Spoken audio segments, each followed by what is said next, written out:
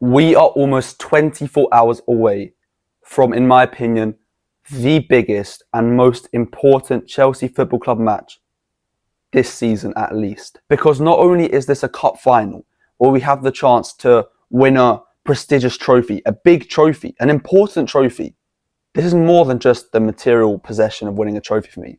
This match is important because it sets the tone for minimum next season, but it could set the tone for the years to come for Chelsea Football Club.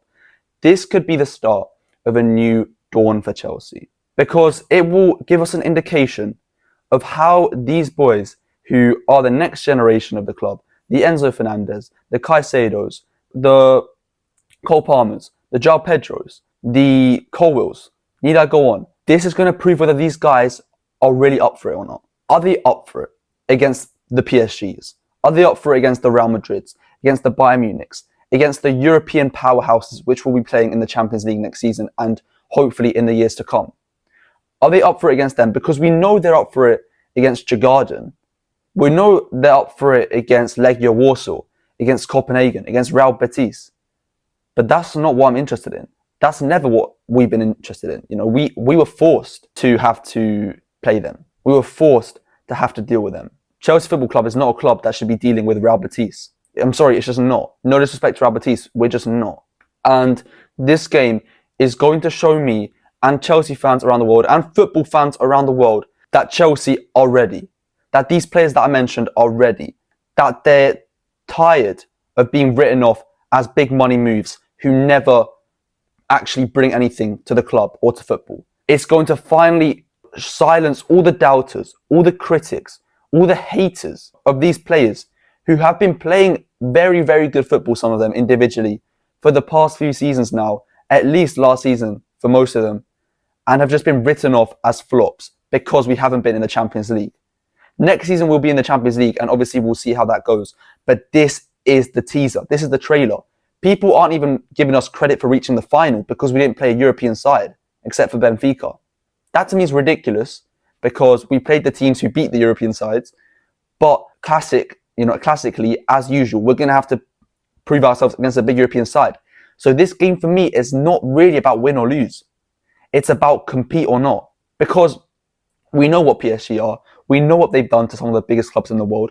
Like I just mentioned, what they did to Bayern, 2-0. Real Madrid, 4-0. Atletico Madrid, what was it, 4-0? Inter Milan in the Champions League final, 5-0. This is not a club who you can go to and just expect to beat by just playing football. You need to play more than football. You need to genuinely just telepathically synchronized. You need to just actually pull it out the hat. It's impossible for some teams to even get anything against teams like PSG when they're on it on their day. So we just need to prove, we have to prove that we can at least go toe-to-toe at times this match. So that's why when I make my match review after the game, I will not be looking at if we won or not. That will not be the main indicator. Obviously, if we win, no matter how we win, I'll be pleased. And if we lose, no matter how we lose, I'll be upset. But my main, when I look back on this game in the months and years after this game, without being, having the reactionary feeling of losing or winning, I will look back on the performance. And if it's a performance that you can be proud of, that shows us that, yeah, we might have lost, but we can go in and play PSG at the Parc de France next year in the Champions League quarterfinals, and we can go there and compete and get a result. That we can go to Bayern Munich at the Allianz Arena, that we can go to the Bernabeu, that we can go to Camp Nou, that we can go to Anfield, that we can go to these places that we haven't been to in Europe for too long, and we can compete again. Because notice how I say again, Chelsea's a club that has competed and won. They've had successes against these clubs. We used to be amongst these clubs as one of the most feared in Europe. You remember our battles with Liverpool in the Champions League semi-finals and quarter-finals back in the 2000s. That was so even. Liverpool was scared to play us. We were scared to play them. It was always big. Barcelona, we used to beat them quite a lot. Obviously, we got robbed that time in 2009, I think it was. Then we beat them in 2012. And I think we beat them sometime in 2005 or something like that as well. Real Madrid, we've had our successes against them, even though it's more recent. In 2020, we beat them, 2021. And we had a good go at them in 21-22 as well. Bayern Munich, obviously, we've had success against them in the Champions League final. What bigger stage? It doesn't get bigger than that. On the Champions League final against Bayern Munich at their own backyard. PSG, we've had success against them as well. 2013-14, we beat them in the quarterfinals. We are a club who is supposed to be there with these guys. We are supposed to be in the conversation. We're not supposed to be a dark horse. We're not supposed to be an underdog.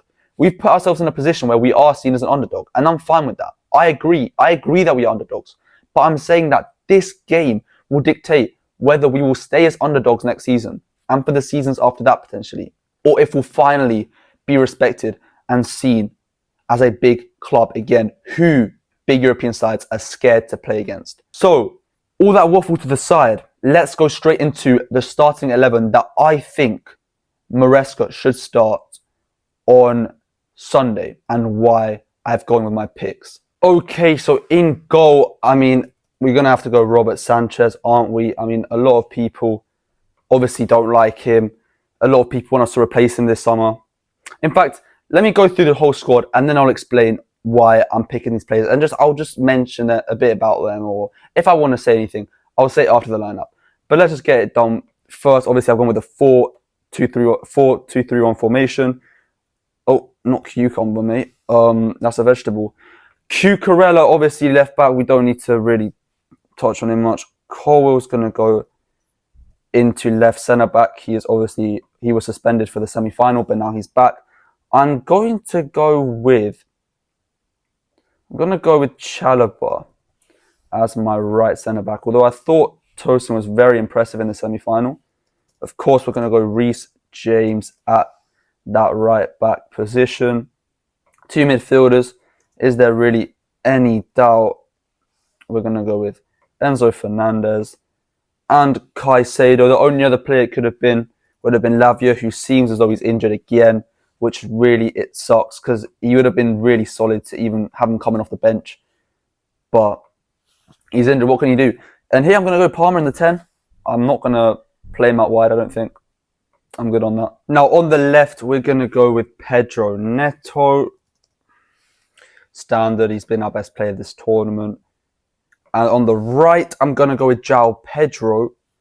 Obviously, the new signing. Great game in the semi-final against Fluminense. 2 goals. Obviously, playing up top there, but he can play across pretty much the whole front line. And I think Maresca is still trying to figure out where is his strongest role on the pitch. And obviously, the lap up top coming back from suspension. So, this is the lineup. We've got Sanchez, Cucurella, Colwell, Chalobah, James, Enzo, Caicedo, Neto, Palmer, Pedro, Delap. Sanchez, starting off with him, he's got a lot to prove. He still has his doubters. I'm one of them. He still has his haters. I'm not one of them. I think Sanchez actually provided a lot of, I think he's done more good than harm in the past few months, especially, to be honest, in 2025. I think the start of the season, he was so shaky, even towards the middle of it. But he ended the season so well, so well, keeping clean sheets, making big saves, keeping us in games. And he's been good this tournament as well. He's been solid. I can't count that many mistakes. There was one I remember, I think it was against Palmeiras or something like that, or maybe Benfica. I think he's improved form a lot recently. He's going to have to prove that he can cope with the press of a side like PSG. And how will his ball-playing skills, come into play there? We'll have to see. But this is a big test for him. It's a big test for him. Is Robert Sanchez a Champions League caliber keeper? A lot of people aren't sure, and I'm one of them. I still think I would like to get a new keeper this summer. But if we're not going to do that, which it seems like that's what the directors are leaning towards, just keeping Sanchez, this is a big match for him. Cucurella, don't have to say anything about him. Been world-class all season. One of the best left-backs in the world, if not the best. Colwell, nothing to say about him either. He's future captain of the club. Been so solid this tournament as well. Again, had a big season and again improved towards the end of it. All I'm asking for you, Colwell, was one more performance. Just one more game where you can perform like you performed against Nottingham Forest, like you performed against Palmeiras, whoever it may be. Just one of those performances. Just give me one more of those. Chalobah, it was hard between him and Tosin, picking which one. Honestly, I wouldn't mind if it was Tosin. But either way, Chalobah's been so solid since he got recalled. I think he deserves it. Reece James, again, don't have to say anything about him. The captain, the leader, the future legend. This is, just another chance to stamp his name in Chelsea history even more than it already is. And he's going to be so key to the game. It's good to hear that he wasn't injured when he was dropped. It was just a precaution. And he'll be fully fit for the final. Enzo Fernandez and Caicedo, again, it's standard. Enzo's really been picking up performances as well towards the end of the season. This whole season as well, he's been getting goals. He's been looking like a threat going forward. And Caicedo, for me, is just the best midfielder in the world. At least, maybe not the best midfielder, best CDM in the world. CDM is kind of a broad term, isn't it? It's a FIFA term. But he's the best ball-winning midfielder. And he's also, in my opinion, just the best anchor in terms of just winning you the ball back in a very deep position and just bringing it forwards by himself, whether either with a pass or just with a dribble. I think he's really good at that, and he's elevated his game a lot on that this season. And also just in general, helping out the back line, with playing out from the back. He can be such a good and effective player at dealing with the press on the attack. And with a team like PSG, who are going to be pressing hard when we're playing out from the back, a player like Caicedo is exactly who you need. So he is going to be so key to our success in that game. Palmer is Palmer. If anyone on the pitch is going to give us a moment of magic, going to pop out of nowhere with a cross or a goal or something like that, or a free kick goal, or any of this, it's Cole Palmer. He has to be in there. He will be in there. Neto's pretty standard, like I said, the best player this tournament for us. Also our top goal scorer. And yeah, he's just been improving game on game this tournament. He's been so class. And yeah, whether you play him on the left side or the right side, he's going to do bits for you. And yeah, he's going to be very effective this final as well. Especially coming up against Hakimi, it'll be because yeah, he'll be if he's on the left, Hakimi will be on the right. It'll be a really tough challenge for him. It will be a tough challenge. And I'm not expecting Neto to get the better of Hakimi every single time they come up against each other. But I want to see at least the confidence in Neto to take him on a few times, to try and knock it past him and use his pace and use his strength like he has done this tournament. That's what I want to see from Neto. And most of these players, I want to see the confidence. I want to see the desire, the mentality. João Pedro on the right, I mean, he has to start in some way, doesn't he? After his performance against Fluminense. He has to start. And again, he is in form for us, although he's only played one game and a quarter.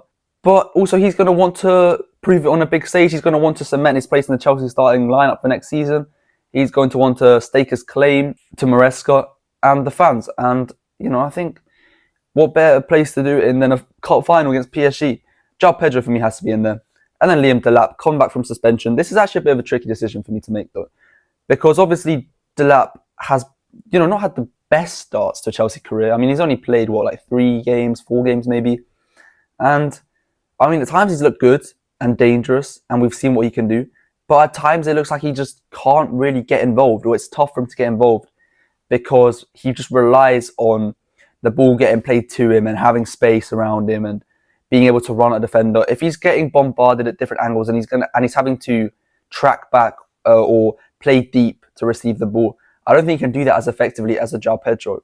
But Delap, I think, can have the ability to be like a Harry Kane, where he does come deep to collect the ball and then release it to the wings and the flanks, because he's got the similar body type. He's also very strong. He's also very fast, and he's good on the ball as well. But I think right now he just needs to sort out that first touch a little bit more, sort out the decision making, the composure.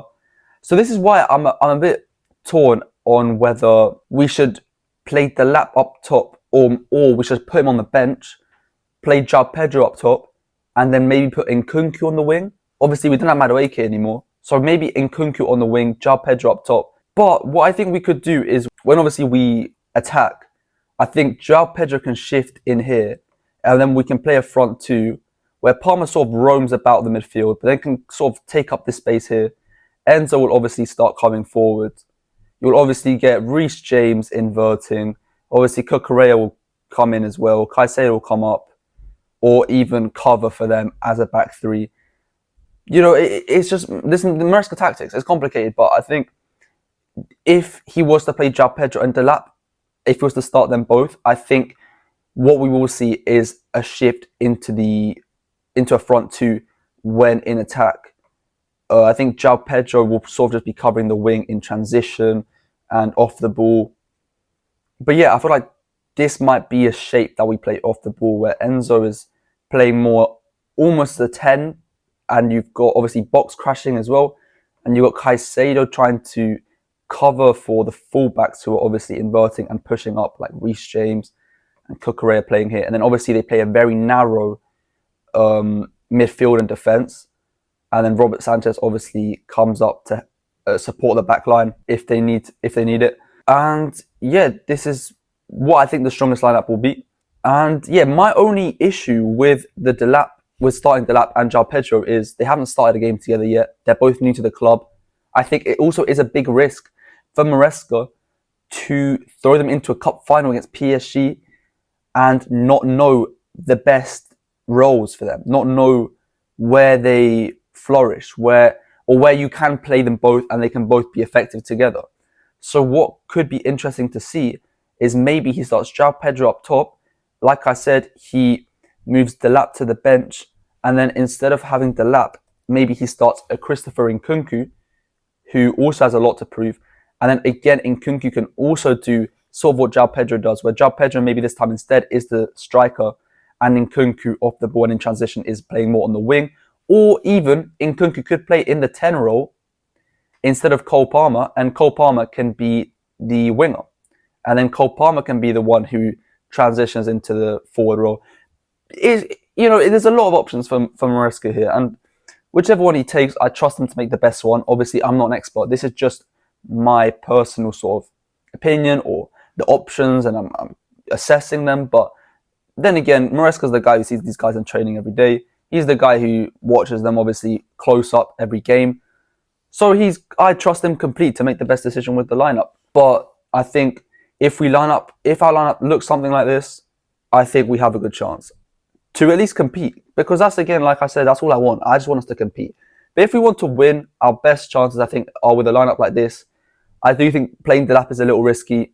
I would still put him in my starting lineup. I think I would take that risk. I think if it pays off, playing João Pedro and Delap, you probably can get more. You'll probably be rewarded for that more if it works out well than if you play Nkunku and João Pedro, because Nkunku wasn't great or wasn't as effective against Fluminense playing on the wing. So yeah, these are my opinions. This is my lineup. Let me know yours. Let me know if you disagree with my selections in the comments. But yeah, man, it's going to be a big game. It's going to be a tough game. And look, obviously, I'm a Chelsea fan. This is a Chelsea-orientated video, but a little bit on PSG. Look, PSG, we have to show them a level of respect here. At the same time, whilst maintaining the belief that we can and must try to beat them, we also know that PSG are on absolute fire. And they've got a potential Ballon d'Or winner on their side. They've got Desiree Doué. They've got Kvaratskhelia. They've got Barcola coming off the bench. They have got Gonzalo Ramos coming off the bench. They've got potentially the best midfield in Europe with Fabian, João Neves, Vitinha. They've got the best fullbacks in Europe, Mendes, Hakimi. And they're not too shabby at the back either. Obviously, Pacho suspended for the game, for the finals as well. And then obviously they got Donnarumma in goal. It's an amazing team. But I'm saying this hand on heart. I truly believe that if we bring our A game, each of these players, we can give them a run for their money. And this video is probably going to be titled something like how Chelsea will beat PSG or how Chelsea can beat PSG on Sunday. But I truly believe that it comes down to more than just the lineup. It just comes down to the players individually. How much do they want it? Are they going to play for themselves or are they going to play for the team? Are they going to play their best or are they going to only take 50% because it's too hot? They're thinking about their holiday. They're thinking about the hotel they're going to book. They're thinking about if they booked a place that has space for the kids or if the Airbnb allows pets in there. If they're thinking about all these things and their mind's not really in it, or they're just like, can we just get it over with, like this and that?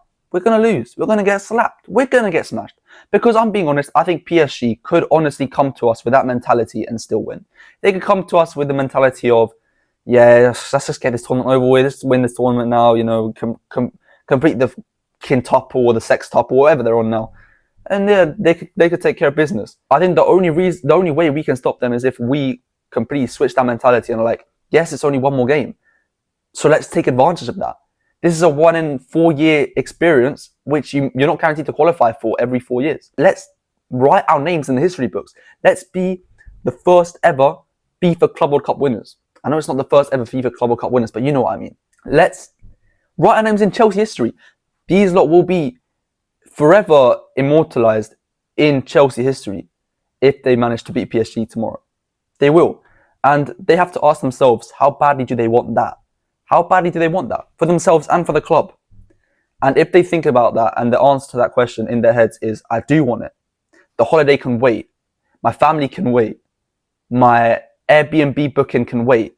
my contract renewal can wait. My potential future at this club, players like Nkunku, who may be leaving, Chalobah, all things like that. Just forget about it for this day. Just focus on this day. Immortalise yourself in Chelsea history, boys. Immortalise yourself in Chelsea history. Become legends of the club. I'm telling you, I remember our starting lineup against Man City in the Champions League final off by heart because they gave me the best day of my life. They gave me the best day of my life. These guys can do something similar too. They can. They really can. I would not remember Christensen's Chelsea career as fondly if he didn't come on for Thiago Silva in the 38th minute, who was injured, and just put in a shift. I would not remember Kai Havertz in a good light at Chelsea, which I already don't because of what he's done at Arsenal, but I would hate him completely if he didn't deliver the goal. I have to respect him for that. I have to hold him somewhere close to me because of that, because of the moment he gave me. Same with Mason Mount, Ben Chilwell.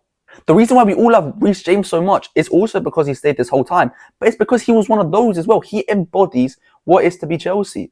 He's the only one of this squad right now who's embodied that and hasn't left us. He's stuck with it. These guys can be that. In 10 years, I might not remember Nkunku's time at Chelsea very well, unless he goes and takes this opportunity if he plays and scores and plays well and wins the game. Same goes for all these guys, like I said. This is so important as well, like I said at the beginning of the video, to set the tone for the future. But overall, to answer the question, how will Chelsea beat PSG? It goes beyond tactics. It goes beyond lineup. It goes beyond the temperature of wherever it is, New York or whatever. It goes beyond how many fans are in the stadium. It goes beyond the length of the blades of grass. It goes beyond who we're playing against. It's just about who we are. And it's about how we are. It's about how they are. How badly do they want it? How badly do they want it? And I hope they're asking themselves that. I hope the Chelsea players in training, in the dressing room before the game, in the hotel the night before, are thinking to themselves, how badly do I want it tomorrow? That is how Chelsea will beat PSG on Sunday. Anyways, see you lot tomorrow for the match review. And yeah, up the Chelsea. Come on, in a bit.